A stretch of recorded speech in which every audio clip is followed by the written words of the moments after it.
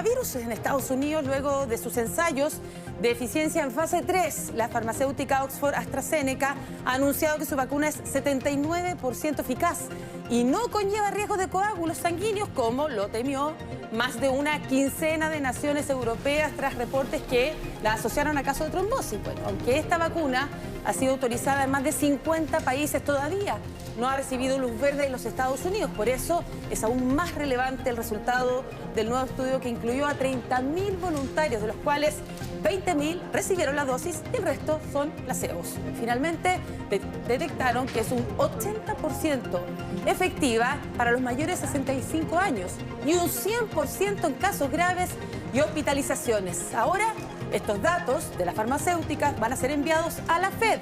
Luego, un comité asesor va a realizar un debate público sobre las pruebas que sustentan el fármaco antes de decidir si se permite su uso de emergencia o no en territorio norteamericano, donde sabemos que hay 3 farmacéuticas que están operando, que es Johnson & Johnson, Pfizer y Moderna. Oye, este ha sido un tema que ha generado hartos cuestionamientos al actuar de los gobiernos europeos, que se fueron sumando a esta decisión de frenar la aplicación de la vacuna.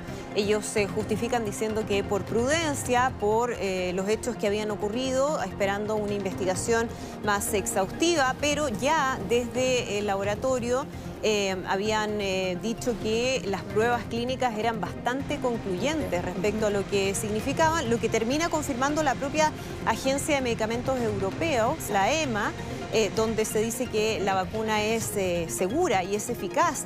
Y hay un cuestionamiento de científicos que creen que esto generó además cuestionamientos a la seguridad de las vacunas, lo que va en el discurso contrario a lo que debiera ser, ¿no? Que en momentos en que hay tantas noticias falsas respecto a los riesgos supuestos de una vacuna que no son tal, esto ha hecho un daño, decían, que es irreparable a la confiabilidad hacia las vacunas. Confiabilidad y un frenazo que significó que miles de dosis no fuesen suministradas en los últimos días en los principales países europeos, donde justamente hay un alto nivel de contagios y altos niveles de cifras de fallecimiento. Está entonces la luz verde de EMA, ¿verdad? La entidad médica en Europa. Ahora se le está dando luz verde, por lo menos la farmacéutica, con los estudios en los Estados Unidos.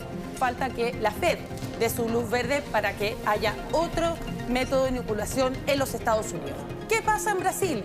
Brasil, el segundo país del mundo más golpeado por esta pandemia, ya está viviendo su colapso sanitario. Ya lo estábamos adelantando la semana pasada, pero aquí ya estamos en la raya máxima. Han sido los gobernadores los que han emitido esta alerta sobre la posibilidad de que ocurra un colapso dentro del colapso que ya está viviendo el sistema público de salud como consecuencia de la explosiva cadena de contagios por causa de las nuevas variantes, este caldo de cultivo, como decimos nosotros popularmente, de cepas, mal comportamiento de sus ciudadanos.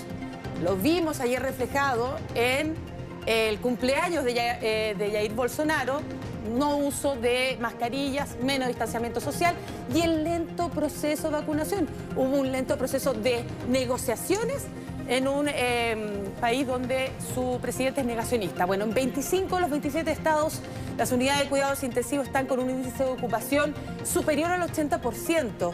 El país ya acumula hasta la fecha casi 12 millones de casos positivos, 295.000 fallecimientos. Por eso, ahora se teme la falta de oxígeno y de fármacos. No solamente las camas críticas, por eso se habla de este colapso sanitario. Algunos médicos describían lo que estaba ocurriendo como estar en un estado de guerra, porque ya no solamente son las camas críticas que podrían faltar, sino que elementos básicos, que fue, Mariana, lo que ya habíamos visto en Manaos hace algunos meses, ¿no? Sí. Donde no quedaba oxígeno, no quedaban implementos básicos para la atención de pacientes que estaban con esta patología. Que operan ahí, sobre todo las comunidades indígenas. Por ejemplo, el estado Grande do Sul, el más al sur de Brasil, no hay camas UCI y está con esta escasez que dices tú. El kit de intubación, oxígeno, analgésicos, sedantes, bloqueadores neuromusculares, en fin, para poder asistir a todas estas personas que están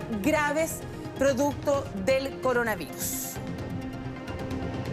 Tiene 63 años, aunque no lo parece, ¿eh? La actriz estadounidense Sharon Stone ha difundido esta fotografía en su cuenta de Instagram para dar a conocer públicamente que recibió ya la primera dosis de la vacuna contra el coronavirus y de paso hizo un llamado para que todos lo hagan para protegerse. Dijo que fue muy fácil para ella conseguir una hora y agradeció de hecho a la Organización de Salud donde acudió ella en los Estados Unidos. Después de enviar un duro mensaje a quienes no usan mascarillas, recordó el difícil momento que ella ha vivido con su familia. Su hermana, que padece de lupus, se contagió de COVID-19 y afortunadamente logró superarlo, logró sobrevivir. Sin embargo, su abuela y su madrina fallecieron de coronavirus. Sí, ya había hecho un mensaje, Mariane, hace algún tiempo a propósito de su situación personal, con un llamado muy emotivo, pero a la vez muy fuerte, para que la gente entendiera lo que era el respeto a las medidas sanitarias, la necesidad especialmente de la utilización de las mascarillas, y ahora ya ella también poniéndose como ejemplo de este proceso de vacunación que está avanzando. Bueno, han sido varias las figuras públicas, no solamente del mundo político, sino que artístico también, que han empezado a mostrarse como un ejemplo de la necesidad de la vacunación en ese país. Claro, sobre todo personas que lo han vivido en carne propia, con el dolor familiar, donde presentan enfermedades de base. Afortunadamente su hermana logró recuperarse, sin embargo, parte de su familia falleció producto de esta pandemia.